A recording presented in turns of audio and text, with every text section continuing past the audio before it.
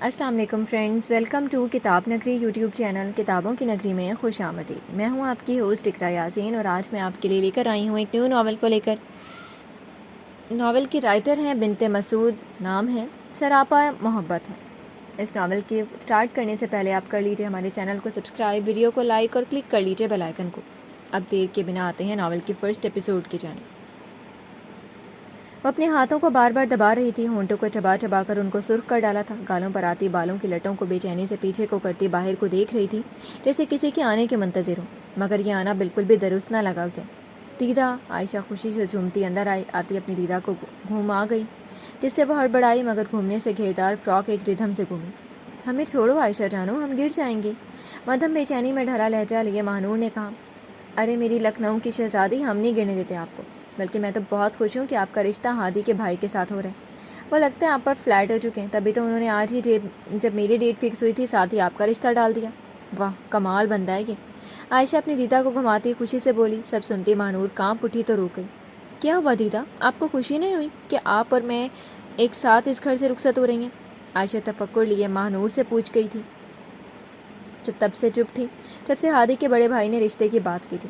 نہیں نہیں، ہم ٹھیک ہیں عائشہ، اگر ماموں جان اور مامی جان ایسا چاہتے ہیں تو ہمیں منظور ہے، لب چباتی ماہنور نے بے چینی سے بولی، جس پر خوشی سے نڈھال ہوتی عائشہ اپنی دیدا کے گلے لگ گئی۔ میں ماما کو بتا کر آئی۔ یا ہو، عائشہ کہتی یہ جا وہ جا، پیچھے اندیشوں میں گھری ماہنور اپنا لب کاٹ کر سرخ ہو گئی تھی۔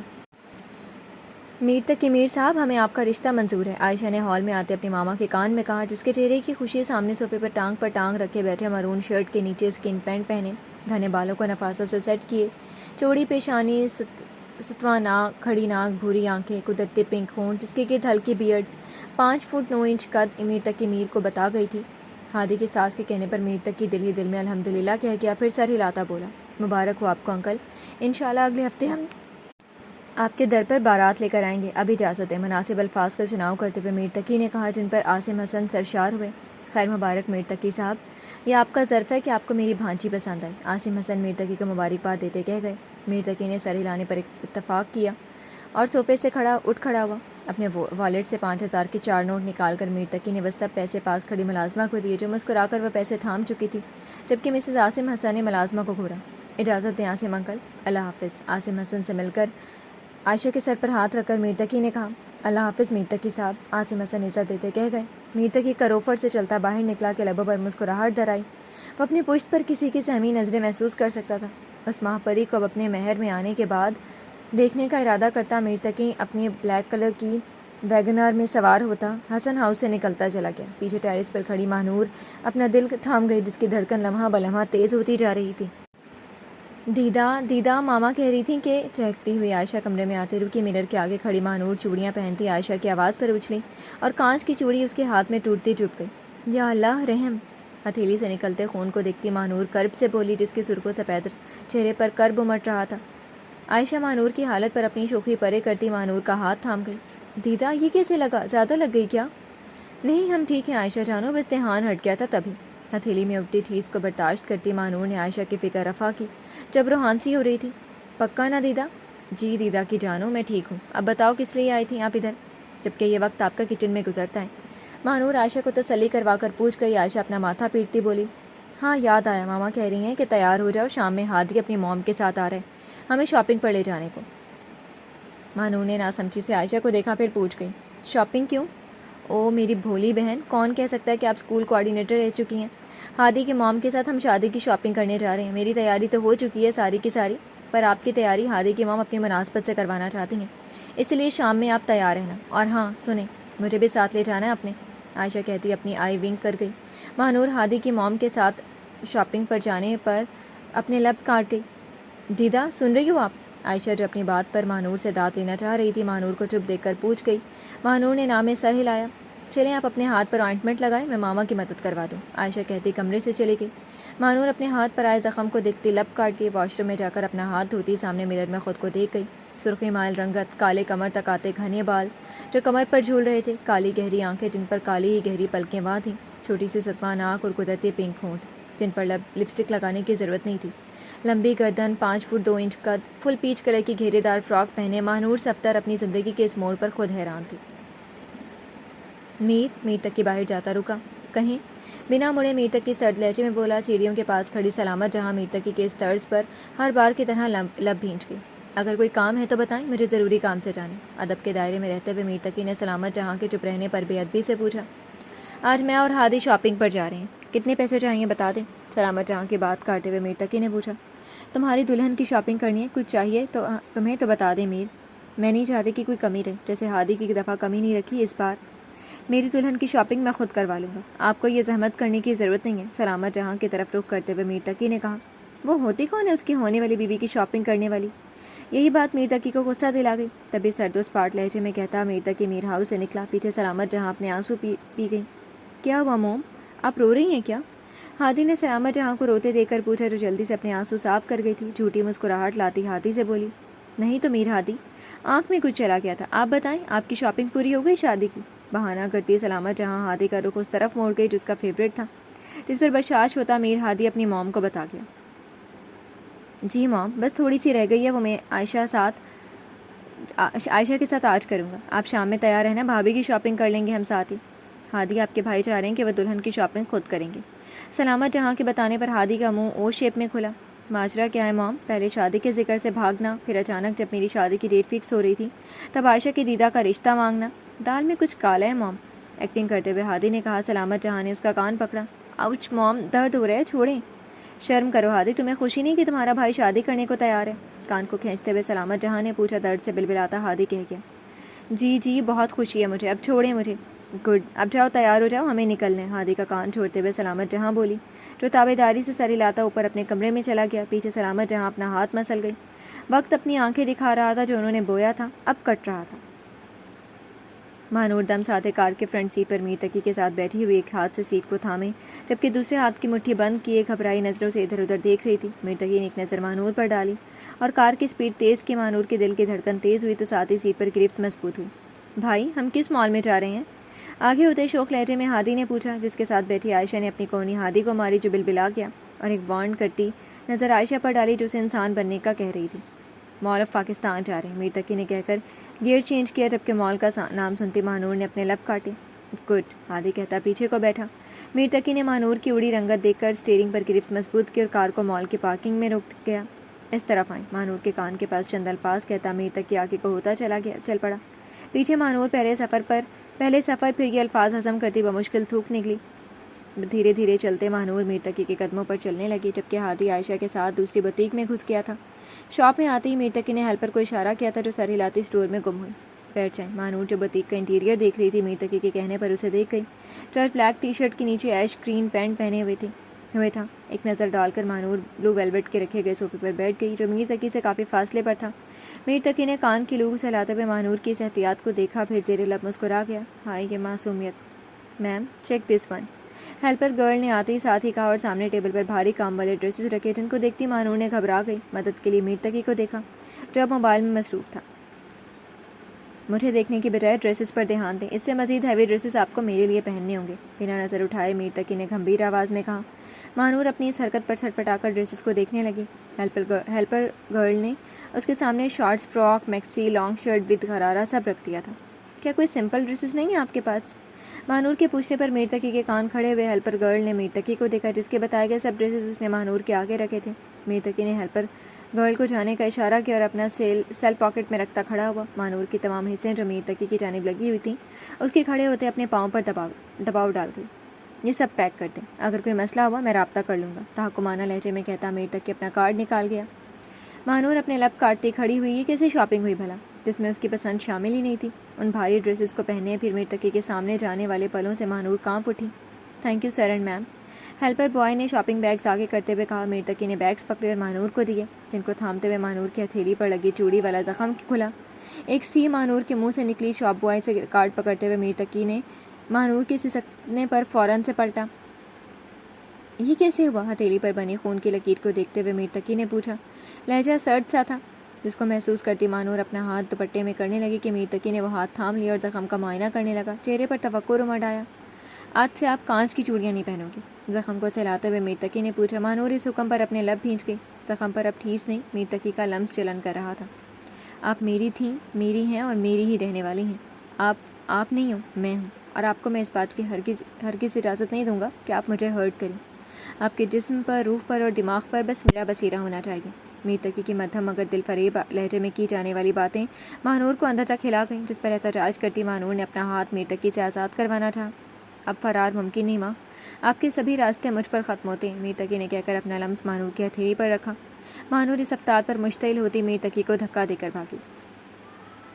میر سلامت جہاں کا پکار پر ناشتہ کرتا میر تقی رکا، پھر سوالیہ نظروں سے انہیں دیکھ گیا جن پر نہ وقت نے اثر کیا تھا نہ ہی زمانے نے۔ کہیں کیا بات ہے؟ سرد لہجے میں میر تقی نے پوچھا۔ سلامت جہاں اپنے ہاتھ دباتی ڈائننگ ٹیبل کے پاس آتی رکی تھی، جس پر میر تقی کے ساتھ بیٹھ کر ناشتہ کرنے کی اجازت سلامت جہاں کو ہرگز نہ تھی۔ وہ دلہن کا نکاح کا جوڑا، وہ کل ہی ان کے گھر جا چکا ہے، ساتھ میں سب سامان بھی۔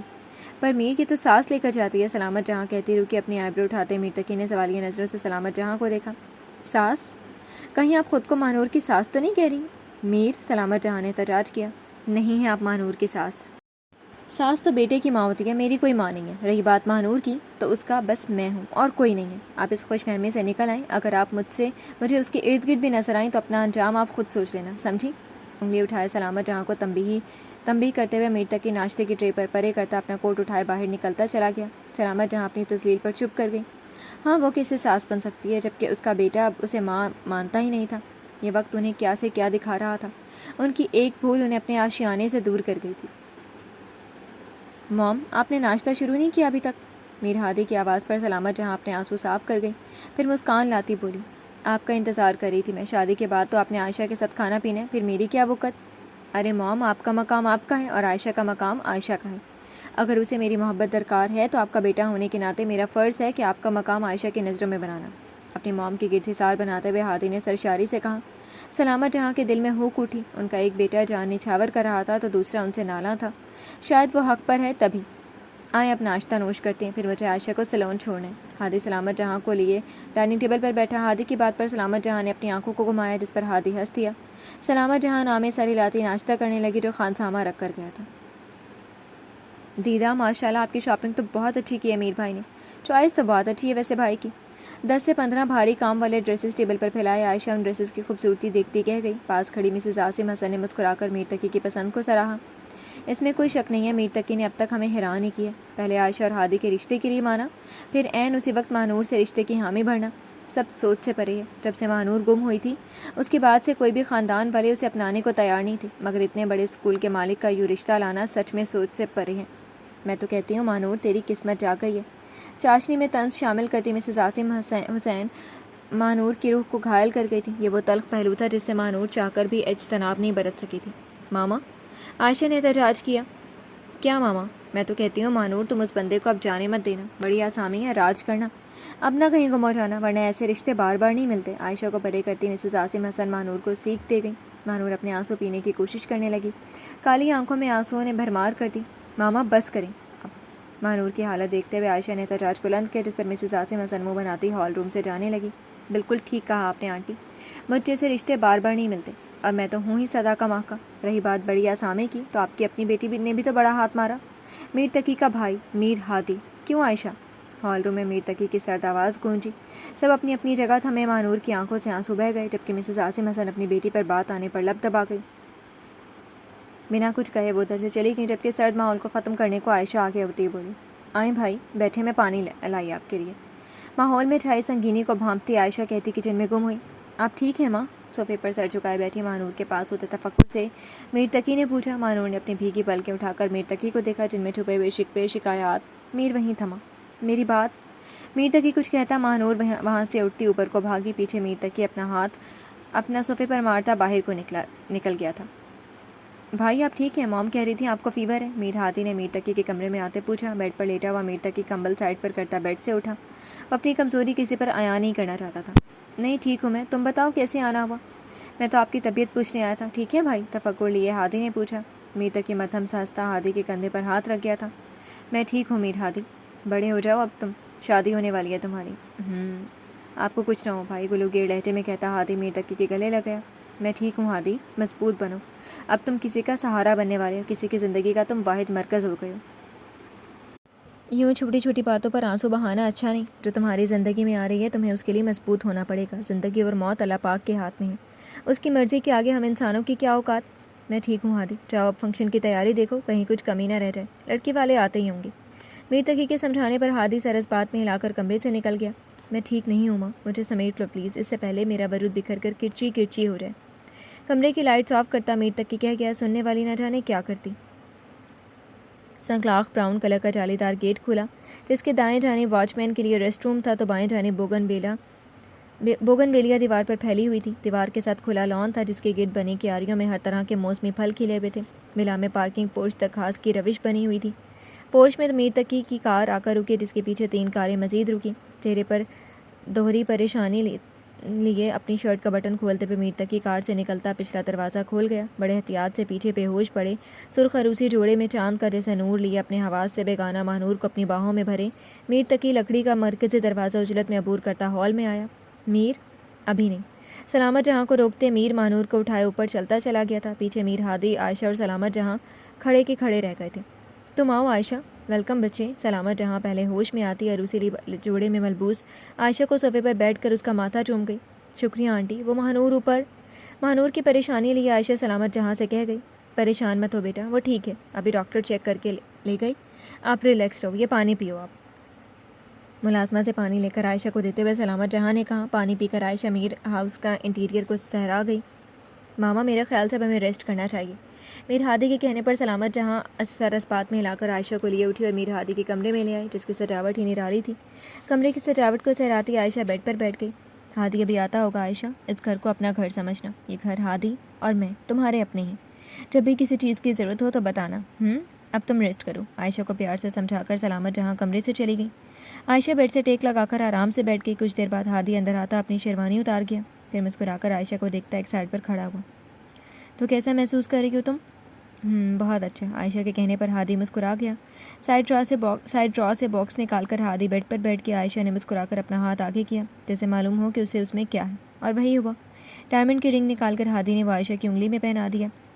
بہت پیاری گئی ہے، تھینک یو۔ رنگ کے نک پر انگلی پھیرتی عائشہ کہہ گئی۔ یہ تو تمہارا گفٹ تھا، اب میرا گفٹ کہاں ہے؟ ہادی کے پوچھنے پر عائشہ آگے کو ہوتے اپنی باہیں وا کر گئی۔ ہادی مسکرا کر عائشہ کو خود میں سمونے لگا۔ ایسی اولاد ہونے سے اچھا ہے تم مر جاتی، سارے زمانے میں تھو تھو ہو گئی ہماری۔ میں پوچھتی ہوں کہاں تھی تم؟ ہوگی اپنے کسی یار کے ساتھ، جس کا جب دل بھر گیا چھوڑ گیا اس کو، ہمارے منہوں پر کالک ملنے کو۔ صحیح، ذہن کے دریچے میں پرانی یاد کے آتی نیند میں ماہنور بڑبڑائی، نہیں۔ پھر ایک دم اٹھ بیٹھی، اپنا سر تھامے ماہنور سوچوں سے خود کو پرے کرنے لگی۔ گلائی میں سجی کانچ کی چوڑیوں کے شور پر ماہنور حیرت سے ان کو دیکھے گئی۔ پھر ہاتھوں میں لگی مہندی، گجرے، رنگز، ناک میں سجی نتھ، ماتھے پر لگا مانگ ٹیکا۔ ماہنور نے بدحواسی سے اپنے سینے پر ہاتھ مارا، سر پر سجا سرخ کامدار دوپٹہ کھینچ کر اتارا تو بال ٹوٹ کر الگ ہوئے۔ ماہنور بیڈ سے کھڑی ہوتی ادھر ادھر نظر ڈال گئی، سامنے وال پر فل سائز مرر کو دیکھتی اس کے پاس آئی، چلنے سے پاؤں میں پہنی گئی پازیب چھن کر اٹھی۔ میر تقی ماہنور کی اس رد عمل پر کھڑا ہوا جو اندھیرے میں صوفے پر بیٹھا ہوا تھا۔ مرر کے آگے کھڑی ہوتی ماہنور اپنے دلہن پن دیکھ گئی۔ سرخ عروسی جوڑے میں ملبوس ماہنور سچ میں چاند کا نور لگ رہی تھی۔ ہوگی اپنے کسی یار کے ساتھ، جس کا جب دل بھر گیا چھوڑ گیا اس کو، ہمارے منہوں پر کالک ملنے کو۔ ذہن میں مامی کی باتوں کے آتی ماہنور پیچھے کو ہوتی چیخی، یہ میں نہیں ہوں، یا اللہ۔ نوچ کر اپنے زیورات اتارتی ماہنور روتی شیشے سے دور جانے لگی۔ آنکھوں پر لگا کاجل بکھر گیا تھا، مانگ ٹیکا بالوں کے ساتھ جھولنے لگا تھا۔ ماہنور کے اس رد عمل پر میر تقی آگے ہوتا ماہنور کو خود سے لگا گیا۔ یہ میں نہیں ہوں، میں کیسے ہو سکتی ہوں؟ اپنا احسار ماہنور کی گرد سخت کرتے ہوئے میر تقی ماہنور کے کان میں بولا جو اس کی گرفت میں مچل رہی تھی، ماں ریلیکس۔ ماہنور اس آواز پر تھمی، پھر سر اٹھا کر میر تقی کو دیکھی گئی۔ کالی آنکھوں نے بہت پاس سے عرصے کے بعد ان بھوری آنکھوں کو دیکھا تھا جن میں کیا کچھ نہیں تھا، محبت، مان، احترام، اپناپن۔ ماہنور وہیں پر تھمی۔ میر تقی نے اپنا ہاتھ ماہنور کے بالوں میں ڈالا اور پھیرنے لگا۔ اس درہم پر ماہنور پر غنودگی طاری ہوئی، پھر اپنا سر میر تقی کے سینے پر رکھ گئی۔ میر تقی نے بہت آرام سے ماہنور کو اپنے باہوں میں لیا اور بیڈ پر ماہنور کو لیے لیٹ گیا۔ سائڈ لیمپ آن کر کے میر تقی نے بیڈ کے گرد بنے پردوں کی ڈوری کھینچی جو کھول کر بیڈ کے گرد وائٹ پردوں کا ہالہ بنا گئی۔ ماہنور کے بالوں کی خوشبو محسوس کرتا کب میر تقی سویا اسے خود بھی نہیں پتہ چلا۔ اب کیسی طبیعت ہے ماہنور کی؟ واک سے واپس آتا میر تقی ہال میں سلامت جہاں کی آواز پر رکا۔ آپ سے مطلب؟ میں ماں ہوں تمہاری میر، سلامت جہاں میر تقی کے خشک جواب پر کہہ گئی۔ ہاں ماں، مطلب بھی جانتی ہیں آپ ماں کا؟ استہزائیہ انداز میں میر تقی نے پوچھا۔ سلامت جہاں اپنے لب بھینچ گئی۔ میر مت کہا کریں آپ کے مجھے، آپ مجھے جب میر کہتی ہیں تو مجھے وہ وحشت یاد آتی ہے جو میں نے 5 سال کی عمر سے سہی ہے۔ آپ بس ہادی کی ماں ہیں، میرا آپ سے کوئی تعلق نہیں، یہ بات بارہا آپ سے کہہ چکا ہوں، اب بھی کہہ رہا ہوں۔ میر تقی اپنا غصہ جذب کرتا تلخیاں سلامت جہاں پر انڈیل کر اوپر چلا گیا۔ کمرے میں آتے ہی میر تقی نے روم لاک کیا اور اپنی شرٹ اتار کر پھینکی۔ یا اللہ! مہنور کی آواز پر میر تقی نے پلٹ کر وائٹ کلر کی فراک پہنے، سر پر حجاب لیے، منہ پر میر تقی کی شرٹ لیے کھڑی مہنور کو دیکھا جو شاید قرآن پاک پڑھ کر ہٹی تھی۔ شرمندہ ہوتے میر تقی آگے کو ہوتا اپنی شرٹ مہنور کے منہ سے اتار گیا جو میر تقی کی خوشبو کو خود میں اتار رہی تھی۔ آئی ایم سوری، وہ بس کوئی بات نہیں، مہنور کہتی بنا میر تقی پر نظر ڈالے سائڈ سے ہوتی قرآن مجید کو اس کی جگہ پر رکھ گئی۔ آپ ناشتے میں کیا لوگی ماں؟ مہنور کی جھجک دیکھتے ہوئے میر تقی نے دوبارہ سے شرٹ پہنتے ہوئے پوچھا۔ کچھ بھی چلے گا، مدھم لہجے میں کہتی مہنور کھڑکی سے پردے ہٹا گئی جس سے کمرے میں تازہ ہوا داخل ہوئی۔ مہنور نے ایک لمبی سانس لی، پھر کھڑکی سے باہر کے منظر دیکھنے لگی جہاں سے لان کا منظر واضح نظر آ رہا تھا، ساتھ ہی دن کے راجے کی خوشبو ہر سو پھیلی ہوئی تھی۔